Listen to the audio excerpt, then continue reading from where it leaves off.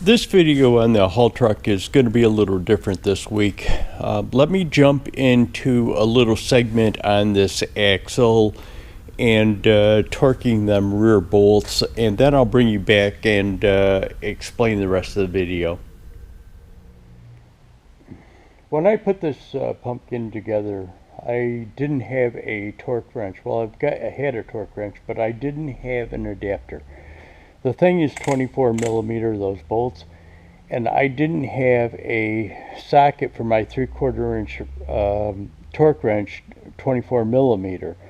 So I had to get an adapter, go from 3/4 inch down to 1/2 inch for 1/2 inch socket.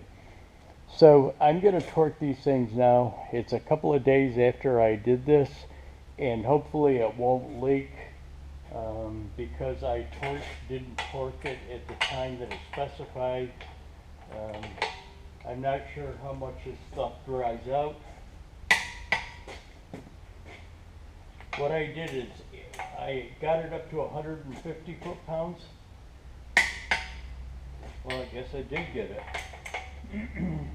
I took it up to 150 foot-pounds. That's what the torque wrench went to. And then I put a breaker bar on the socket and just took a little bit more, and apparently I got it.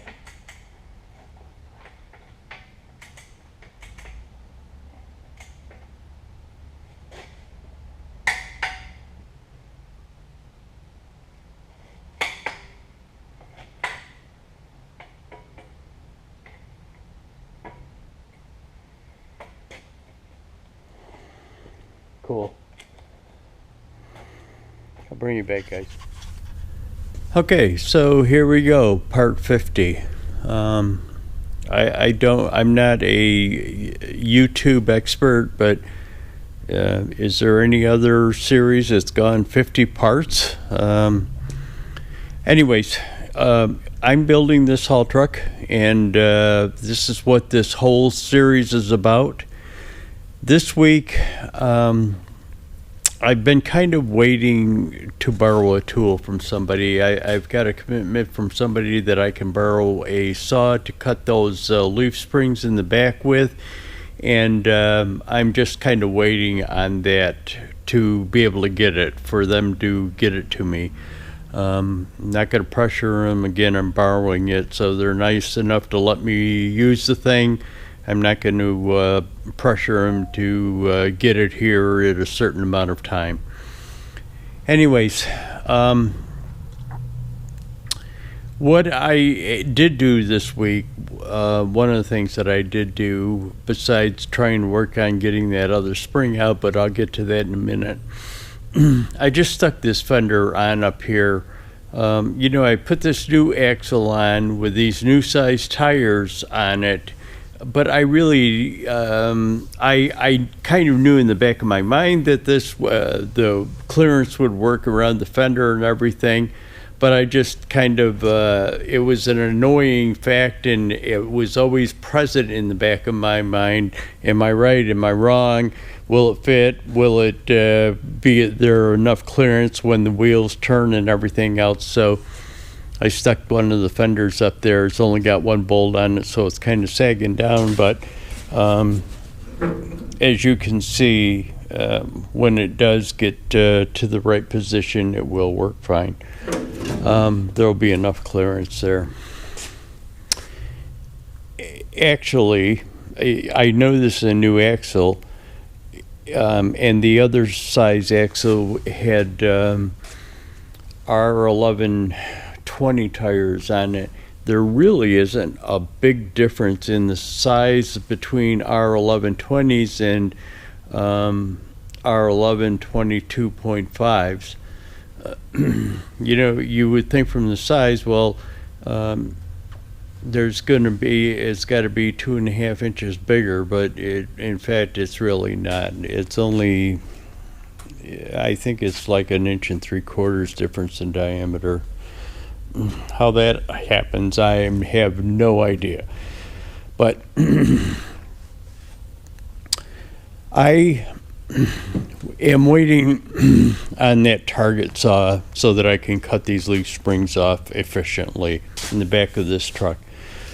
Again, I've gotten the pin out of this one axle, still have not gotten the pin out of the other axle, and not that I'm working on it that much. This week I've had some other things. I had gone to that auction, and I know it's not part of the shop update, but let me just explain to you that there's, I bought some stuff at that auction, and I want to get stuff taken care of, because all too often I have done this in the past and gone and bought stuff at an auction and just brought it back here, and it sat for months and months and months and never got properly fixed or put away. So I really don't want that to happen this time.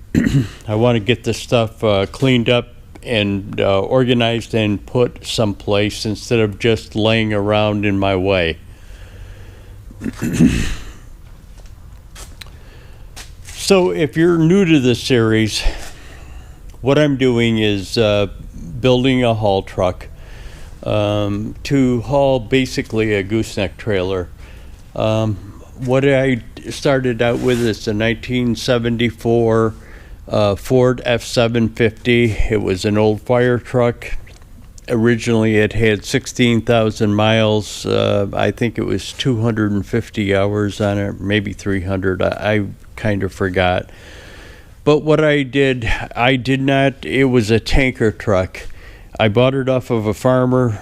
He had used the tank. I guess he has a maple syrup business, and he had taken the tank off to use it for that business. So that it was just the cab and chassis. So in my endeavors of hauling stuff, I wanted a bigger truck. I wanted a sleeper on it, wanted bigger fuel tanks on it. Now, if you know from my episodes on other things, I do have an auxiliary fuel tank in the back of my truck, and it serves its purpose fine, great. But on this truck, which is quite a bit bigger, a lot bigger than my pickup truck, I wanted good fuel capacity with the thing. I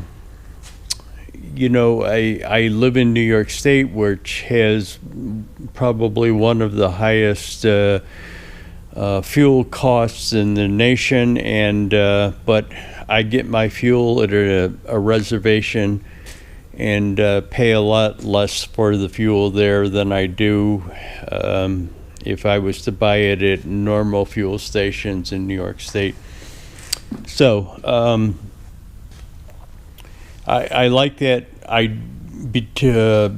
capabilities of being able to buy fuel there and go a long distance before I have to refuel. I just hated when I was kind of hauling stuff without the auxiliary fuel tank in the back of my truck, of having to stop every 400 or 500 miles and get fuel. Anyways, so let me get back to, I was kind of got off into the fuel kick. One of the things that I did was, partway into the build, I realized that after I got a sleeper for it, and we'll go over there and I'll show you that in a minute, but the sleeper that I was able to get for it was bigger than what I had originally planned on using on this truck. So with that being said, what I ended up doing was extending the frame. So I lengthened the frame by 2 feet, and you can probably see the series of bolts which holds the inner liner in. You can see it on the back side over there, holds the inner liner in. So I got 2 sections of frame rail that was it was supposed to be the same size. I was told it was out of the same truck. it was not the same size, and but anyways, it fit in there. I cut the frame, extended the truck back. If you want to see that, you can go back and watch the videos on me cutting and extending the frame out and how I did it to line it up. But anyways, I extended the frame back and put the two pieces of frame rail in there, welded them in, and then had inner liners fabricated for it, or double frame rails fabricated for it that would fit into it, and bolted them into it. What I'm doing now is I have a new axle. Of course, the old axle, this truck originally had a gas engine in it. It was kind of geared for local type heavy haul. When I say heavy haul, not heavy haul like is done with big equipment, but heavy haul for the size truck. It had a tank on it for fire department water, so the axle ratio wasn't indicative of something that you could use with a diesel engine. Understanding that, you know, a gasoline engine was a 391, it was probably running 4,000, 4,500 RPMs, red line, and I'm not sure of that. Probably somebody else will know, but it had 550 gears in it, and 550 gears with a diesel engine that, you know, optimal cruising RPMs is somewhere around 1,600. Would not be good with that. The other thing is both of the axles, the existing axles had split ring type of rims on it with the spoked hubs, and I will show that to you in a little while. I didn't want those. I wanted to get away from them because every time that you take that wheel off and put it back on, you kind of got to align it back up using the wedges that hold the wheel onto the spokes to try and align the wheel. And I just wanted to get away from that split ring type of rim and go to a bud hub. So what I did, it was looking for axles, and I found an axle that had bud style hubs on it, disc brakes instead of drum brakes, and it also had a 390 gear ratio in it. So I was able to pick that up. I actually picked it up down in North Carolina when I was on one of my hauls. I just had to haul something to Virginia, so I just went after the delivery and picked up that rear axle. So I got that.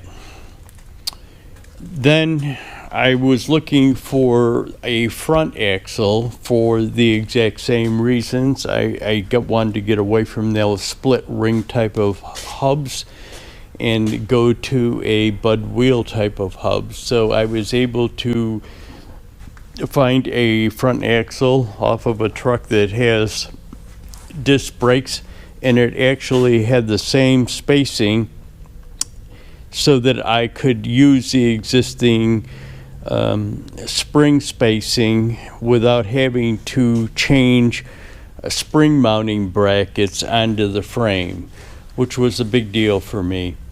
Now what I did was the new axle was set up for a wider leaf spring, so I left the existing springs onto the frame because, again, I didn't want to have to modify the brackets that hold the springs to provide a wider spring in there. So what I did was just made spacers to fit the U-bolts that would adapt to that axle housing. It has disc brakes, also the new axle. Now what I am going to do is put airbags in the front. I want to try and optimize the ride conditions in this thing, and I want to be able to raise and lower it. So what I'm doing is putting airbags, and it's not going to be these airbags. There's a video about me buying these airbags, and there's not knowing how they sized the actual airbag, but there will be airbags or air suspension on the front springs too. One of the things that I've got to do is the engine. So it's as I said, the original engine was a 391 gasoline engine. I wanted to go to a bigger diesel engine. I'm kind of a Cummins guy, so I wanted to stick with Cummins. And I didn't really want to go with the 5.9 Cummins because I thought it would be too small. I wanted that bigger capacity, bigger engine to get more torque, more power out of than having to modify, performance modify a 5.9. I thought the 5.9 would be too small. So I thought the 10-liter or 11-liter Cummins would be too big of a engine block to fit into this frame. So I opted to go with the 8.3 Cummins. So I found a 8.3 Cummins. It has a compressor on it. There is a hydraulic pump that bolts onto the back of the compressor.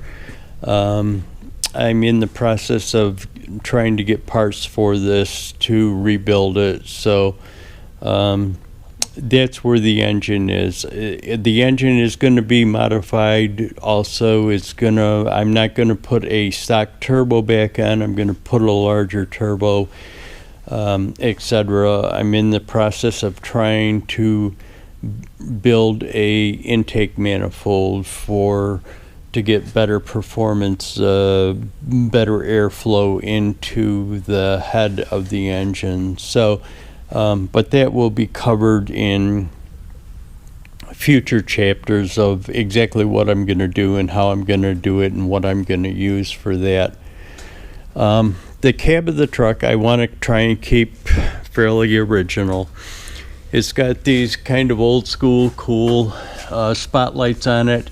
And I want to keep them. Not sure if I'll ever use them, but I want to keep them and keep them in working condition. I want to try and keep the frame, the cab components as stock as possible. One of the things that I had to do to fit the engine and transmission, and I'll get to the transmission in a minute, but one of the things that I had to do and wanted to do was get the cab up off of the frame a little higher. So what I did is raise the cab up a little bit. So one of the things that it's going to do, one of the things that it did do is provide me better wheel clearance by doing that, because the whole frame comes up in the air. I kind of lowered the engine as far as possible so that I could better fit the engine, because it's a lot longer, much bigger than what the truck was designed for. So I'm having to make a little dog coop in there, even though I was able to raise the cab up. One of the things it's going to do to me, though, is the whole thing gets raised up. So the bumper is bolted to the frame. The cab components will be bolted to the frame, but there's a cross support the radiator cross support goes in between the fenders, and of course, because the cab was raised up, that whole radiator support system will be raised up.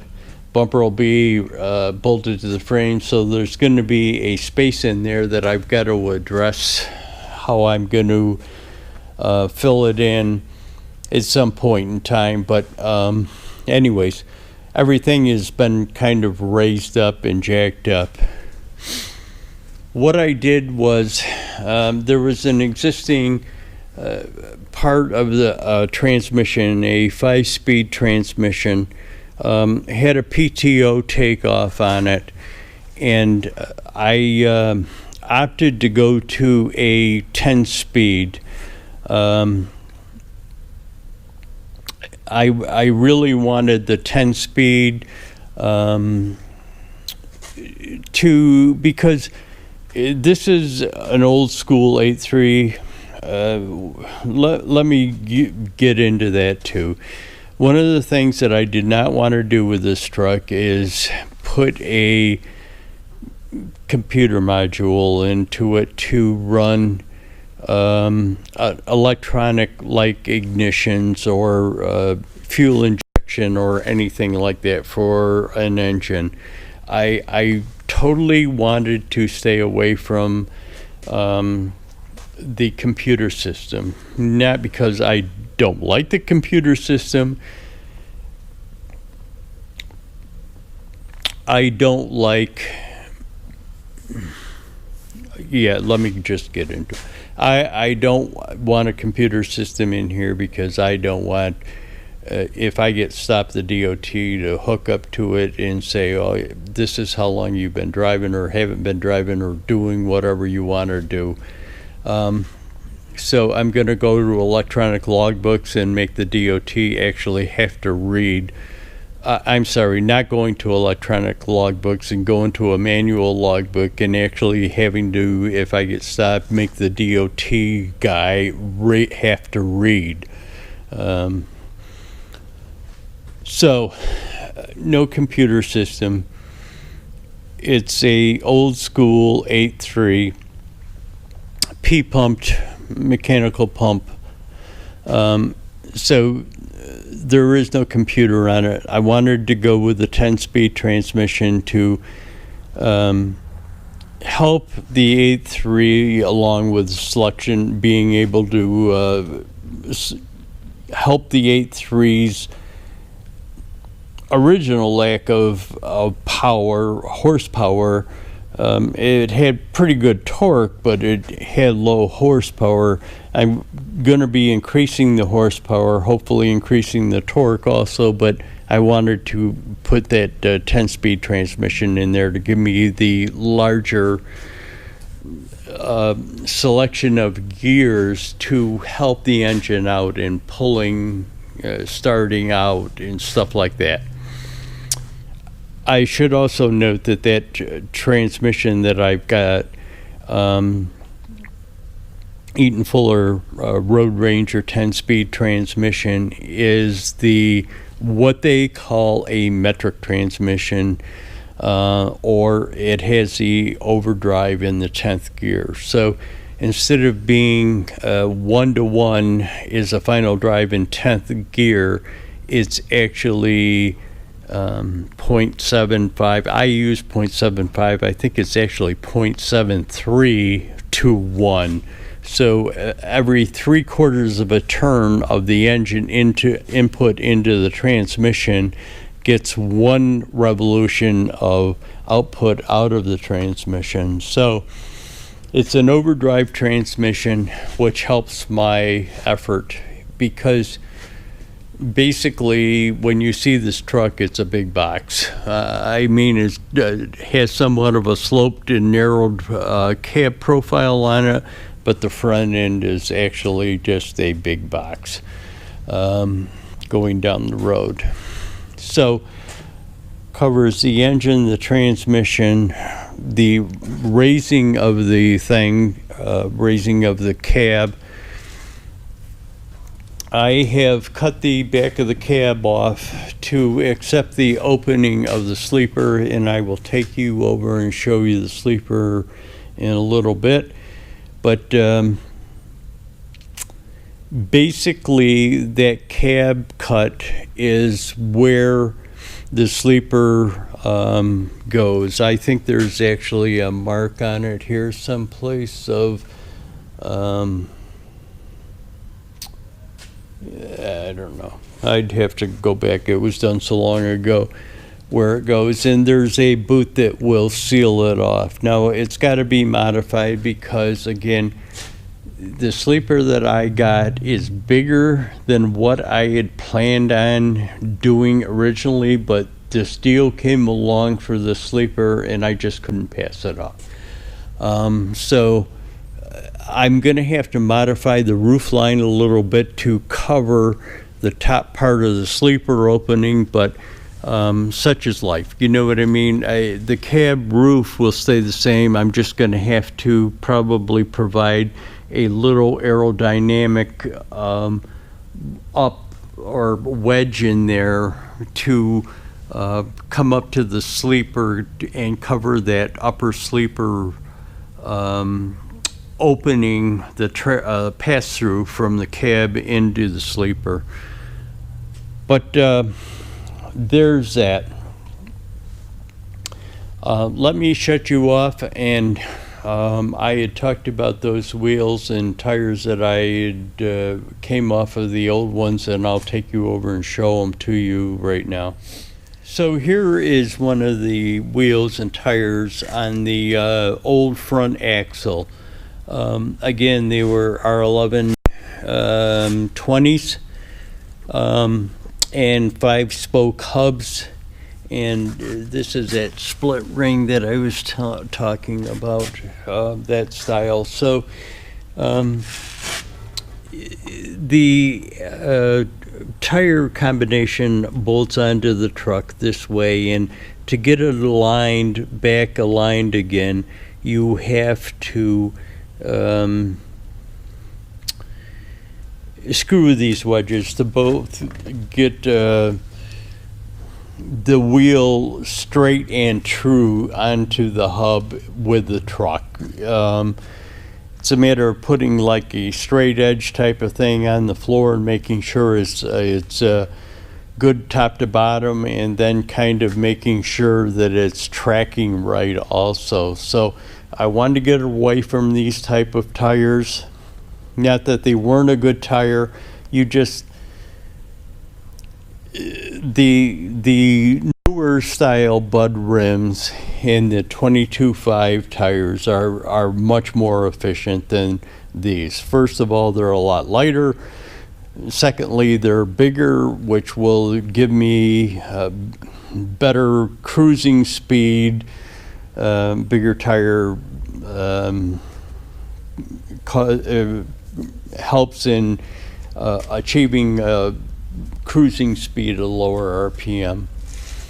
And also I'm getting away from the old drum style brakes and getting into disc brakes. But anyways, there's the old type of wheels off of the truck.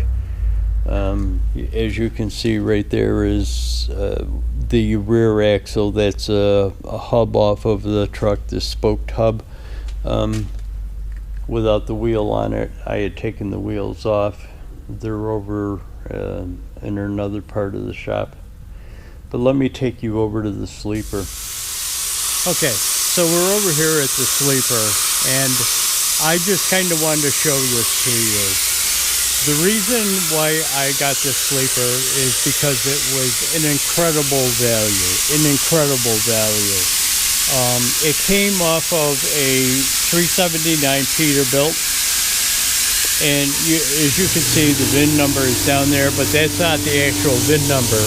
For some reason, they printed the VIN number on the side of the truck, and it doesn't correspond with the truck's actual VIN number. There's a tag on the back of it. Peterbilt, probably Kenworth, because they're kind of made by the same company. not the same plant, but the same overall company.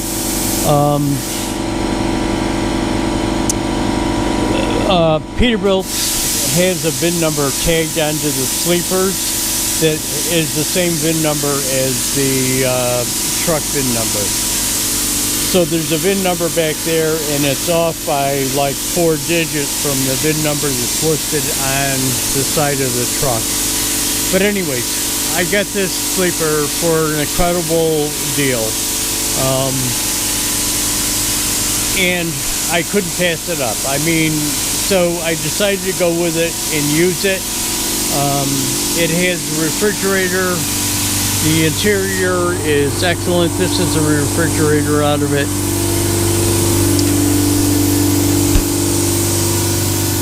I'm not going to show you the interior.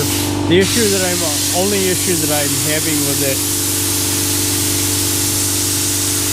I'm trying to find, there is some kind of a ground fault going on with the power, one of the main power leads that go into the sleeper. There's separate wiring for a lot of things, like the lights in the back, stuff like that. But there's separate wiring for it. There's separate wiring for the lights inside of the sleeper. And I've got most of them working. Got the lights in the back working. Got, there is some like spotlights, backup, let's not call them backup lights, let's call them cargo lights in the back. I've got them working, but for some reason I'm getting a ground fault on the main power supply that runs things like the heater fan, the refrigerator, etc., etc. But I will work that out. But again, what I did was extended the frame to kind of compensate for the sleeper being longer than I had planned on originally. So let that be chapter 50. When I come back with 51, hopefully we're going to be doing some work, or we will be doing some work. It's not hopefully, it's positive. We will be doing work on it. And I'm going to get that saw and cut them springs off the first thing. Let me just add, thanks for watching, guys. Hit that like button, subscribe, leave a comment.